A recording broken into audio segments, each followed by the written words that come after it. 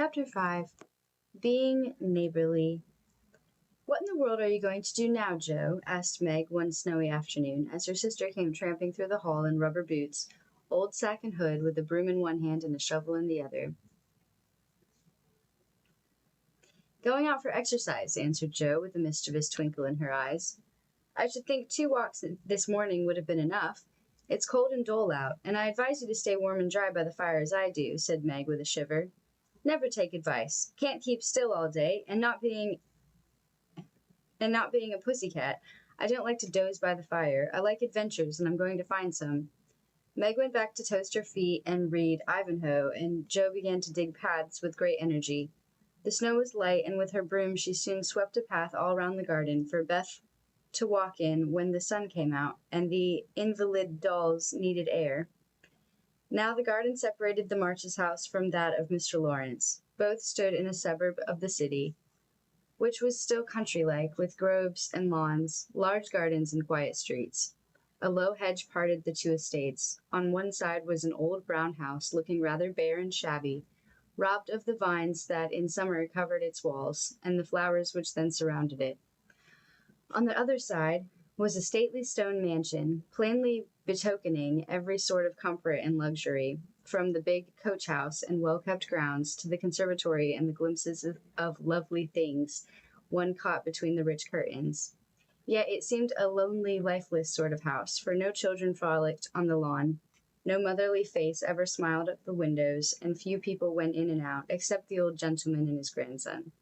To Joe's lively fancy, this fine house seemed a kind of enchanted palace, full of splendors and delights, which no one enjoyed. She had long wanted to behold these hidden glories, and to know the Lawrence boy, who looked as if he would like to be known, if he only knew how to begin. Since the party, she had been more eager than ever, and had planned many ways of making friends with him, but he had not been seen lately, and Joe began to think he had gone away, when she one day spied a brown face at an upper window, looking wistfully down into their garden, where Beth and Amy were snowballing one another. "That boy is suffering for society and fun," she said to herself. "His grandpa does not know what's good for him, and keeps him shut up all alone. He needs a party of jolly boys to play with, or somebody young and lively. I've a great mind to go over and tell the old gentleman so." The idea amused Joe, who liked to do daring things, and was always scandalizing Meg by her queer performances. The plan of going over was not forgotten, and when the snowy afternoon came, Joe resolved to try what could be done. She saw Mr. Lawrence drive off, and then sallied out to dig her way down to the hedge, where she paused and took a survey. All quiet, curtains down at the lower windows, servants out of sight, and nothing human visible but a curly black head leaning on a thin hand at the upper window. "There he is," thought Joe. "Poor boy, all alone and sick this dismal day. It's a shame. I'll toss up a snowball and make him look out, and then say a kind word to him." Up went a handful of soft snow, and the head turned at once,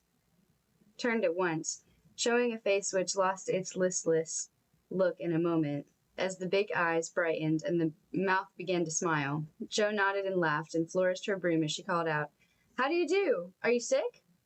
Laurie opened the window and croaked out as hoarsely as a raven, "Better, thank you. I've a bad cold and been shut up a week." "I'm sorry, what do you amuse yourself with?" "Nothing. It's as dull as tombs up here." "Don't you read?" "Not much. They won't let me." "Can't somebody read to you?" "Grandpa does sometimes, but my books don't interest him, and I hate to ask Brooke all the time." "Have someone come and see you, then." "There isn't anyone I'd like to see. Boys make such a row, and my head is weak." "Isn't there some nice girl who'd read and amuse you? Girls are quiet and like to play nurse." "Don't know any." "You know us," began Joe, then laughed and stopped. "So I do. Will you come, please?" cried Laurie. "I'm not quiet and nice, but I'll come if Mother will let me. I'll go ask her. Shut that window like a good boy and wait until I come." With that, Joe shouldered her broom and marched into the house, wondering what they would all say to her. Laurie was in a flutter of excitement at the idea of having company, and flew about to get ready.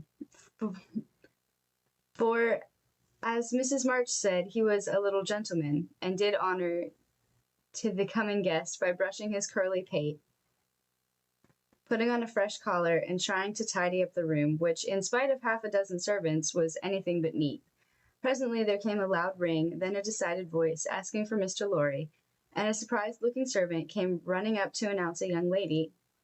"All right, show her up. It's Miss Joe," said Lorry, going to the door of his little parlor to meet Joe, who appeared, looking rosy and kind and quite at her ease, with a covered dish in one hand and Beth's 3 kittens in the other. "Here I am, bag and baggage," she said briskly. "Mother sent her love, and was glad if I could do anything for you. Meg wanted me to bring some of her blankmange. She makes it very nicely, and Beth thought her cats would be comforting. I knew you'd laugh at them, but I couldn't refuse. She was so anxious to do something." It so happened that Beth's funny loan was just the thing, for in laughing over the kits, Lorry forgot his bashfulness and grew sociable at once. "That looks too pretty to eat," he said, smiling with pleasure, as Joe uncovered the dish and showed the blankmange, surrounded by a garland of green leaves and the scarlet flowers of Amy's pet geranium. "It isn't anything, only they all felt kindly and wanted to show it. Tell the girl to put it away for your tea. It's so simple you can eat it, and being soft, it will slip down without hurting your sore throat. What a cozy room this is. It might be if it was kept nice, but the maids are lazy and I don't know how to make them mind. It worries me, though.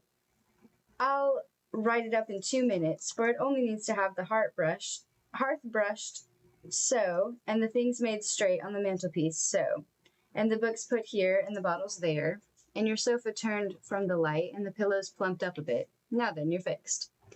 And so he was, for as she laughed and talked, Joe had whisked things into place and given quite a different air to the room.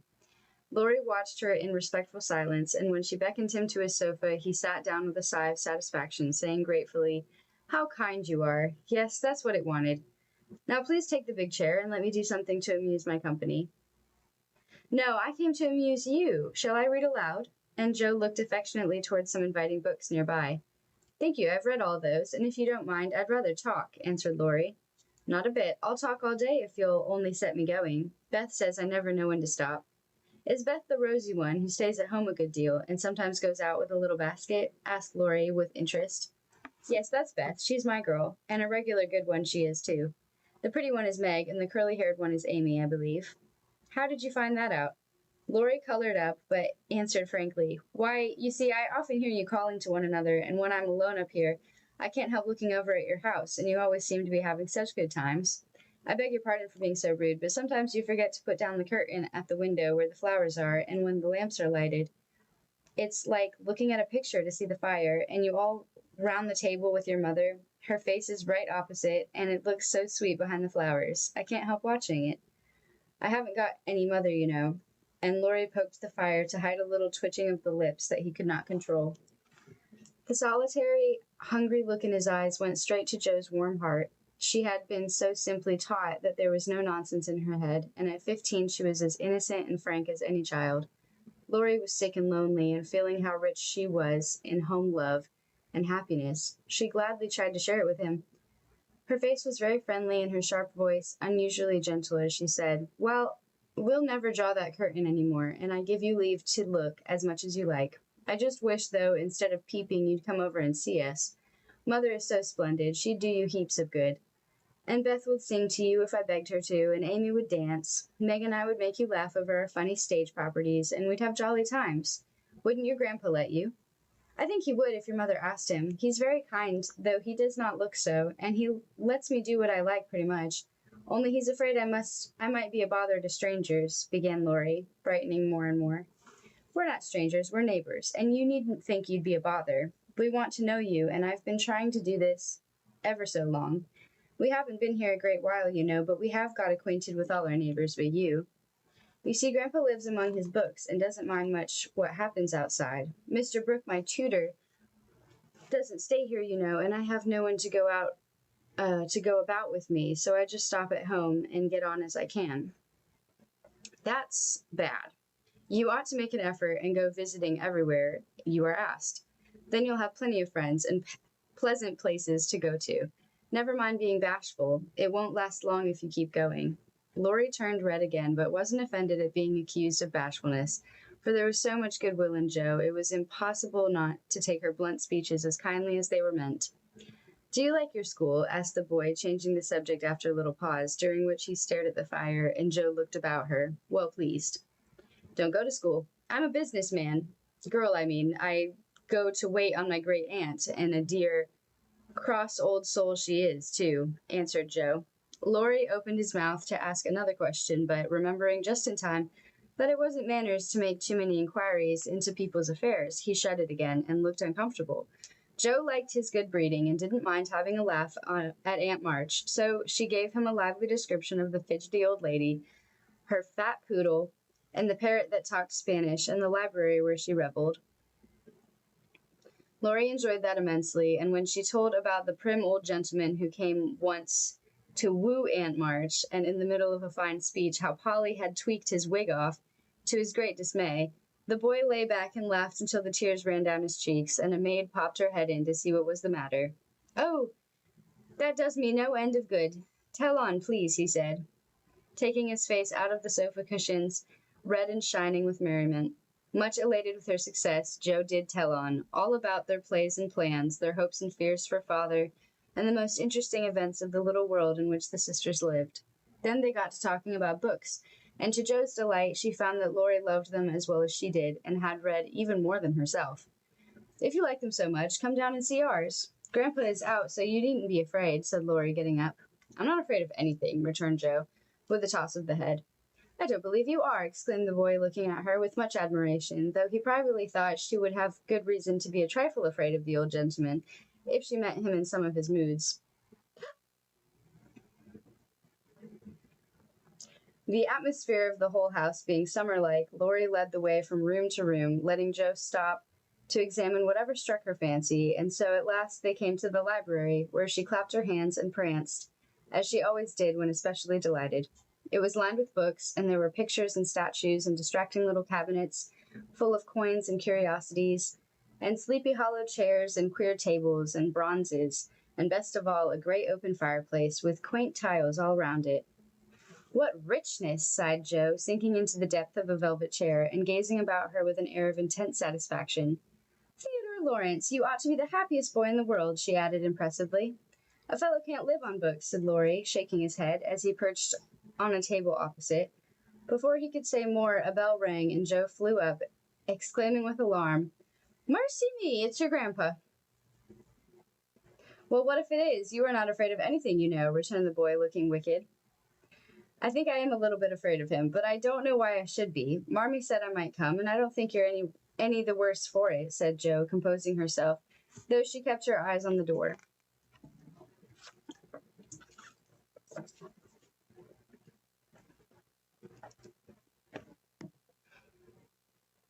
I'm a great deal better for it, and ever so much obliged. I'm only afraid you were very tired talking to me. It was so pleasant I couldn't bear to stop, said Laurie gratefully. The doctor to see you, sir, and the maid beckoned as she spoke. Would you mind if I left you for a minute? I suppose I must see him, said Laurie. Don't mind me, I'm as happy as a cricket here, answered Joe. Laurie went away, and his guest amused herself in her own way. She was standing before a fine portrait of the old gentleman when the door opened again, and without turning, she said decidedly, I'm sure now that I shouldn't be afraid of him, for he's got kind eyes, though his mouth is grim, and he looks as if he had a tremendous will of his own. He isn't as handsome as my grandfather, but I like him.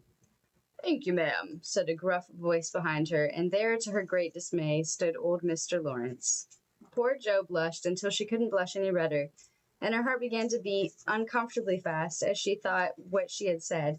For a minute, a wild desire to run away possessed her, but that was cowardly, and the girls would laugh at her, so she resolved to stay and get out of the scrape if she could. A second look showed her that the living eyes under the bushy gray eyebrows were kinder even than the painted ones, and there was a sly twinkle in them which lessened her fear a good deal. The gruff voice was gruffer than ever, as the old gentleman said abruptly, after that dreadful pause, So you're not afraid of me, hey? Not much, sir. And you don't think me as handsome as your grandfather? Not quite, sir. And I've got a tremendous will, have I? I only said I thought so. But you like me in spite of it. Yes, I do, sir. That answer pleased the old gentleman. He gave a short laugh, shook hands with her, and putting his fingers under her chin, turned up her face, examined it gravely, and let it go, saying with a nod, You've got your grandfather's spirit, if you haven't his face. He was a fine man, my dear, but what is better, he was a brave and honest one, and I was proud to be his friend. Thank you, sir, said Joe, and thank you, sir. And Joe was quite comfortable after that, for it suited her exactly. What have you been doing to this boy of mine, hey? Was the next question, sharply put. Only trying to be neighborly, sir, said Joe, and Joe told how her visit came about. You think he needs cheering up a bit, do you? Yes, sir, he seems a little lonely, and young folks would do him good, perhaps. We're only girls, but we should be glad to help if we could, for we don't forget the splendid Christmas present you sent us, said Joe eagerly. Tut, tut, tut, that was the boy's affair. How is the poor woman? Doing nicely, sir, and off went Joe, talking very fast as she told all about the Hummels, in whom her mother had interested richer friends than they were. Just her father's way of doing good. I shall come and see your mother some fine day. Tell her so. There's the tea bell. We have it early, on the boy's account. Come down and go on being neighborly. If you'd like to have me, sir. Shouldn't ask if I didn't, said Mr. Lawrence, and he offered her his arm with old-fashioned courtesy. What would Meg say to this, thought Joe, as she was marched away, while her eyes danced with fun as she imagined herself telling the story at home. Hey, why, what the dickens has come to the fellow? Said the old gentleman, as Laurie came running downstairs and brought up with a start of surprise at the astonishing sight of Joe arm in arm with his redoubtable grandfather. I didn't know you'd come, sir, he began, as Joe gave him a triumphant little glance. That's evident by the way you rocket downstairs. Come to your tea, sir, and behave like a gentleman. And having pulled the boy's hair by way of a caress, Mr. Lawrence walked on, while Laurie went through a series of comic evolutions behind their backs, which nearly produced an explosion of laughter from Joe. The old gentleman did not say much as he drank his 4 cups of tea, but he watched the young people, who soon chatted away like old friends, and the change in his grandson did not escape him. There was color, light, and life in the boy's face now, vivacity in his manner, and genuine merriment in his laugh. She's right. The lad is lonely. I'll see what these little girls can do for him, thought Mr. Lawrence, as he looked and listened. He liked Jo, for her odd, blunt ways suited him, and she seemed to understand the boy almost as well as if she had been one herself. If the Lawrences had been what Jo called prim and poky, she would not have gone on at all. She would not have got on at all, for such people always made her shy and awkward, but finding them free and easy, she was so herself and made a good impression. When they rose, she proposed to go, but Laurie said he had something more to show her, and took her away to the conservatory, which had been lighted for her benefit. It seemed quite fairy-like to Jo as she went up and down the walks, enjoying the blooming walls on either side, the soft light, the damp, sweet air, and the wonderful vines and trees that hung above her, while her new friend cut the finest flowers until his hands were full. Then he tied them up, saying with the happy look Jo liked to see, "Please give these to your mother, and tell her I like the medicine she sent me very much." They found Mr. Lawrence standing before the fire in the great drawing-room, but Jo's attention was entirely absorbed by a grand piano which stood open. "Do you play?" she asked, turning to Laurie with a respectful expression. "Sometimes," he answered modestly. "Please do now. I want to hear it, so I can tell Beth." "Won't you first?" "Don't know how. Too stupid to learn, but I love music dearly." So Laurie played, and Jo listened, with her nose luxuriously buried in heliotrope and tea roses. Her respect and regard for the Lawrence boy increased very much, for he played remarkably well and didn't put on any airs. She wished Beth could hear him, but she did not say so, only praised him until he was quite abashed, and his grandfather came to the rescue. That will do, young lady. Too many sugar plums are not good for him. His music isn't bad, but I hope he will do as well in more important things." "Going? Well, I'm much obliged to you, and I hope you'll come again. My respects to your mother. Good night, Dr. Jo." He shook hands kindly, but looked as if something did not please him. When they got into the hall, Jo asked Laurie if she had said anything amiss. He shook his head. "No, it was me. He doesn't like to hear me play." "Why not?" "I'll tell you some day. John is going home with you, as I can't." "No need of that. I'm not a young lady, and it's only a step." "Take care of yourself, won't you?" "Yes, but you will come again, I hope. If you promise to come and see us after you are well." "I will. Good night, Laurie." "Good night, Jo. Good night." When all the afternoon's adventures had been told, the family felt inclined to go visiting in a body, for each found something very attractive in the big house on the other side of the hedge. Mrs. March wanted to talk of her father with the old man who had not forgotten him. Meg longed to walk in the conservatory, Beth sighed for the grand piano, and Amy was eager to see the fine pictures and statues. "Mother, why didn't Mr. Lawrence like to have Laurie play?" asked Jo, who was of an inquiring disposition. "I'm not sure, but I think it was because his son, Laurie's father, married an Italian lady, a musician, which displeased the old man, who was very proud. The lady was good and lovely and accomplished, but he did not like her, and never saw his son after he married. They both died when Laurie was a little child, and then his grandfather took him home. I fancy the boy, who was born in Italy, is not very strong, and the old man is afraid of losing him, which makes him so careful. Laurie comes naturally by his love of music, for he is like his mother, and I dare say his grandfather fears that he may want to be a musician. At any rate, his skill reminds him of the woman he did not like, and so he glowered, as Jo said." "Dear me, how romantic!" exclaimed Meg. "How silly," said Jo. "Let him be a musician if he wants to, and not plague his life out sending him to college when he hates to go. That's why he has such handsome black eyes and pretty manners, I suppose. Italians are always nice," said Meg, who was a little sentimental. "What do you know about his eyes and his manners? You never spoke to him hardly," cried Jo, who was not sentimental. "I saw him at the party, and what you tell shows that he knows how to behave. That was a nice little speech about the medicine Mother sent him. He meant the blancmange, I suppose. How stupid you are, child. He meant you, of course." "Did he?" And Jo opened her eyes as if it had never occurred to her before. "I never saw such a girl. You don't know a compliment when you get it," said Meg, with the air of a young lady who knew all about the matter. "I think they are great nonsense, and I'll thank you not to be silly and spoil my fun. Laurie's a nice boy, and I like him, and I won't have any sentimental stuff about compliments and such rubbish. We'll all be good to him, because he hasn't got any mother, and he may come over and see us. Mayn't he, Marmee?" "Yes, Jo, your little friend is very welcome, and I hope Meg will remember that children should be children as long as they can." "I don't call myself a child, and I'm not in my teens yet," observed Amy. "What do you say, Beth?" "I was thinking about our Pilgrim's Progress," answered Beth, who had not heard a word. "How we got out of the slough, and through the wicket gate by resolving to be good, and up the steep hill by trying, and that maybe the house over there, full of splendid things, is going to be our Palace Beautiful." "Oh, we have got to get by the lions first," said Jo, as if she rather liked the prospect. The end. Thanks for listening. That was a good one. Yeah, that was a good one. Wait, what's the next one? I'm also like, just woke up from a nap. Okay. Oh, the next one's gonna be nice. They're all nice. Okay. That one's called Beth Finds the Palace Beautiful.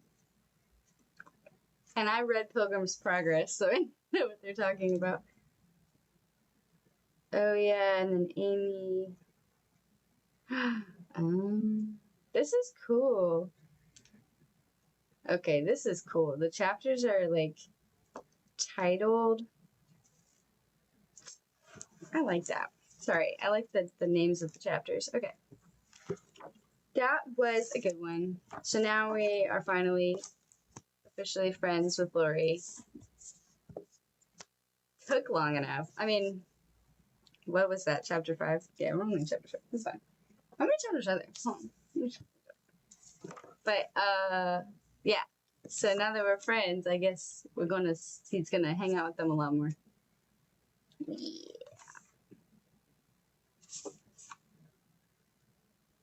So there are, my foot just started itching. Okay. Wow. All right. There are 23 chapters.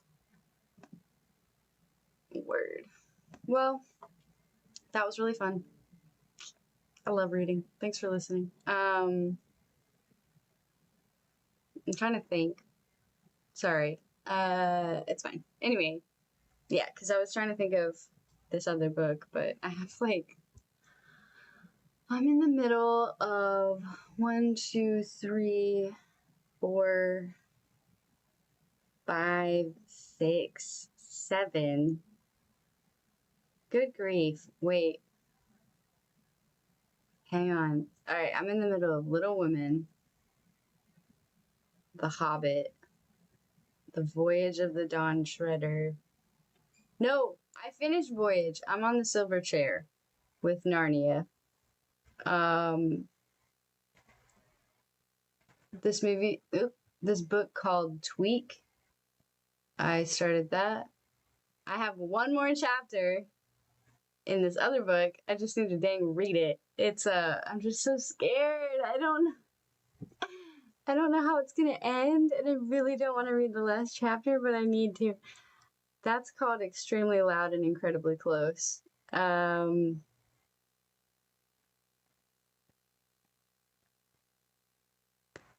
started this book called Red Rising. It's intriguing. I need to get into it and read more. But how many is that?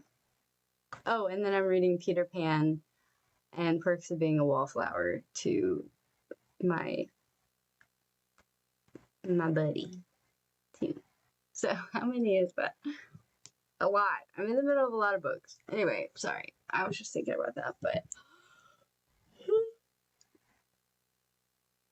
okay. Well, thanks for hanging out. Thanks for listening, and I'll see you for the next chapter. And I'm probably gonna play Spider-Man tomorrow. So see you for that.